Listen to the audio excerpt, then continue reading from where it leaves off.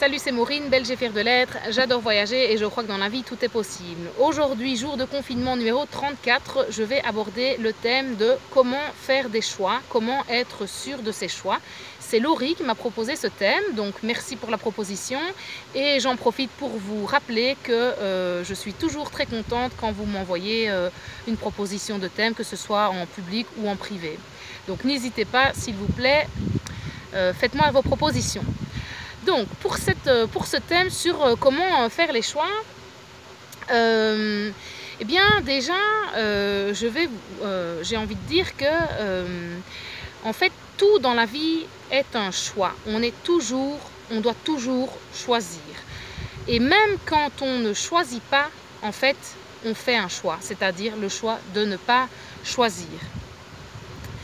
Alors, il y a des personnes qui ont beaucoup plus de mal que d'autres à prendre des décisions, à choisir. Et surtout, les personnes qui ont la croyance que choisir, c'est renoncer. Pour ce genre de personnes, n'importe quel petit choix, aussi banal soit-il, va être une prise de tête incroyable. Et pour ces personnes-là, eh bien, il pourrait être vraiment intéressant de justement aller travailler sur cette croyance qui, au final, ben voilà, c'est une croyance. Choisir n'est pas forcément toujours renoncer. Et ensuite, quand on parle de décisions à prendre qui a un impact sur notre entourage, comme par exemple changer de travail, décider de déménager, etc., quand ça a vraiment un impact sur notre entourage ou sur notre famille, ce sont des choix qui sont beaucoup plus délicats à faire parce que du coup ça ne nous concerne pas uniquement que nous, mais aussi les autres. Pour ce genre de décision, ce qui peut être intéressant, c'est de lister tous les arguments, toutes les raisons qui nous motivent justement à prendre ce choix et à essayer même, pourquoi pas, de hiérarchiser nos besoins pour voir justement quels sont les besoins auxquels on veut absolument répondre et les autres qui vont peut-être pouvoir être un petit peu modélisés pour satisfaire, on va dire, ce que les autres veulent. Donc, comment ça se passe en fait? Comment est-ce qu'on fait pour décider? Comment est-ce qu'on fait pour choisir? Ben, en gros, premièrement, avec notre esprit rationnel, on va analyser tous les faits, on va analyser toutes les options, toutes les possibilités qu'on a devant nous. Et puis, on va plutôt utiliser notre imagination pour anticiper quelles pourraient être les conséquences si on choisit telle option plutôt que telle autre option. Et ce sera en fonction finalement de notre anticipation qu'on va choisir une option plutôt qu'une autre. Maintenant, il se peut que les choix qu'on a faits par le passé et surtout les conséquences, les résultats de ces choix puissent nous influencer. Ou nous influencer parce que ben voilà, si vous avez pris un jour telle décision et que ça s'est révélé être catastrophique ou au contraire magnifique et super génial comme résultat, ben ça va évidemment vous influencer à aller vers telle ou telle décision. Mais personnellement, je trouve que quand on veut faire un choix en toute conscience et un choix qui nous corresponde vraiment, qui corresponde à qui on est, ce qui est vraiment important en fait, c'est de connaître quelles sont nos valeurs, quels sont nos besoins et quelles sont nos limites. Ce sera vraiment le premier repère justement pour pouvoir choisir et faire un choix qui nous correspond. Donc, face à plusieurs options, on pourrait se poser la question, est-ce que c'est en accord avec mes valeurs? Est-ce que ça satisfait mes besoins? Est-ce que cette option respecte mes limites? Est-ce que cette option respecte la personne que je suis? Ça, c'est pour moi le premier repère pour prendre des décisions. Le deuxième repère, ce serait plutôt le ressenti.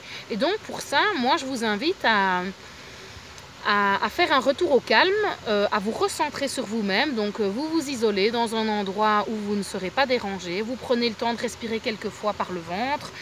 Et puis, une fois que vous sentez que vous êtes un petit peu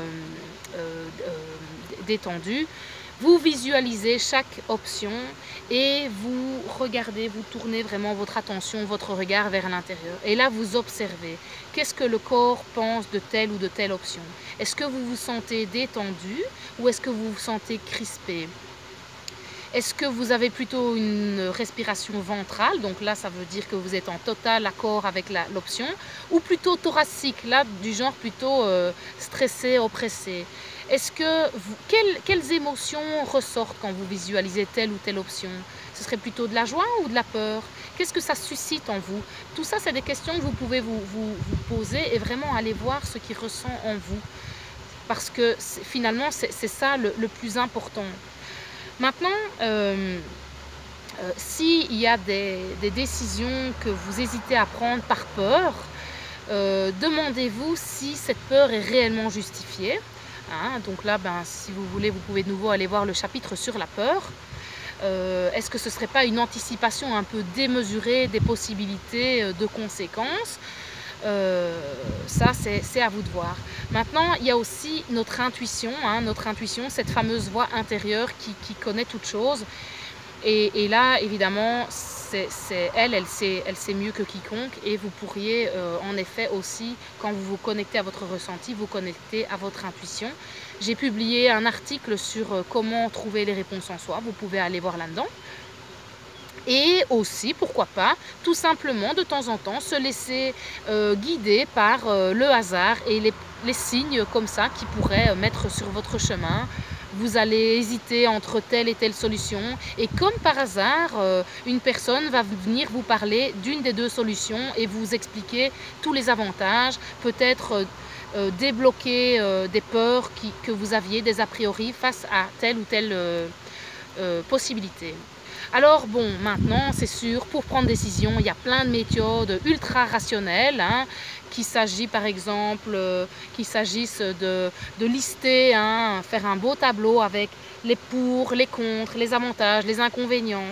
Vous pouvez même évaluer selon certains critères de décision et pondérer les facteurs qui influencent la prise de décision.